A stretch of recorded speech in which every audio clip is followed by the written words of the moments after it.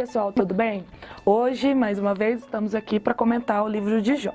E para o dia de hoje ficou os capítulos de 35 a 38. Vamos lá.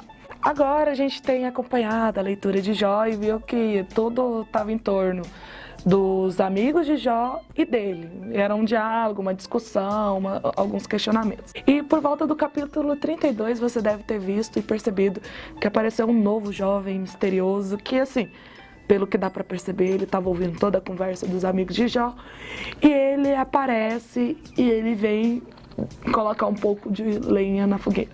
Então, a gente vai ver que esse jovem misterioso, ele vai falar assim, ó, olha, eu sou jovem, talvez eu não deva me meter nos assuntos de vocês, mas eu quero aqui dar a minha opinião, porque eu acho que vocês todos estão errados. Então, de uma certa forma, ele vem com certa arrogância, e vamos pensar que a gente está numa sociedade antiga em que jovens não falam com velhos e muito mais se intrometem em assuntos dos mais velhos, mas ele é o cara que entra no assunto. E aí,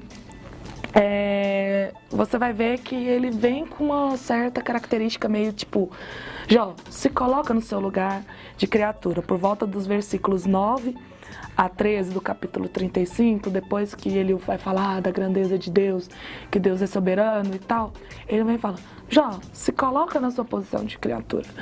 Você tem que entender que por mais que você tente entender as maravilhas, o que Deus está fazendo com você, as coisas que estão te acontecendo, você ainda é uma criatura.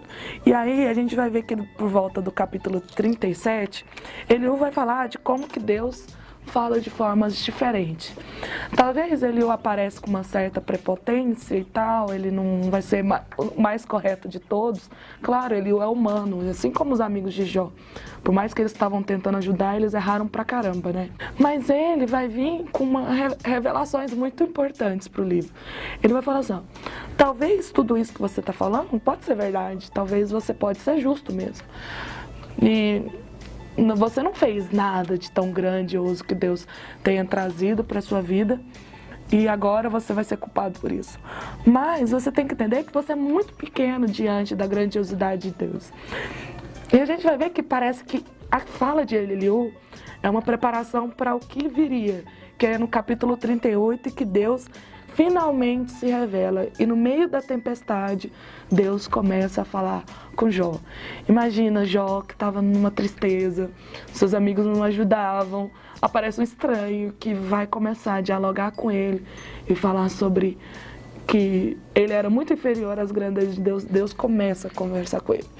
Assim, finalmente tudo começa a fazer sentido. E Deus aparece primeiramente colocando Jó na sua posição. Tudo bem que Jó não tinha feito nada para ser culpado de tantas coisas que aconteceram na vida dele.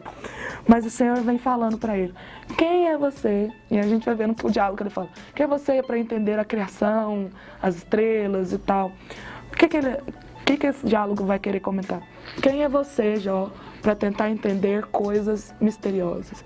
Você é um ser humano querendo entender profundidades. E aí, eu tiro a lição de hoje. Primeiro, Deus não se comunicou quando tudo estava tranquilo. Deus comunicou em meio à tempestade. Não falo que Deus não se comunica com a gente no meio da tranquilidade.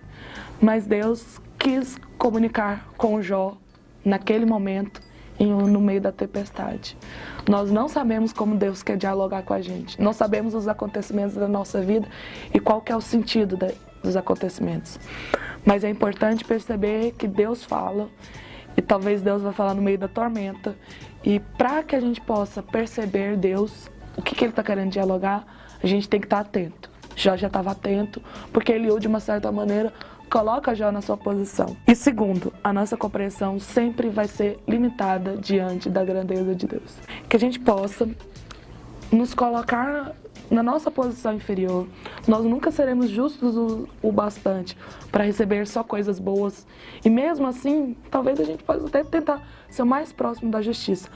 Mas coisas inexplicáveis acontecem na nossa vida e que talvez só o mistério de Deus vai explicar.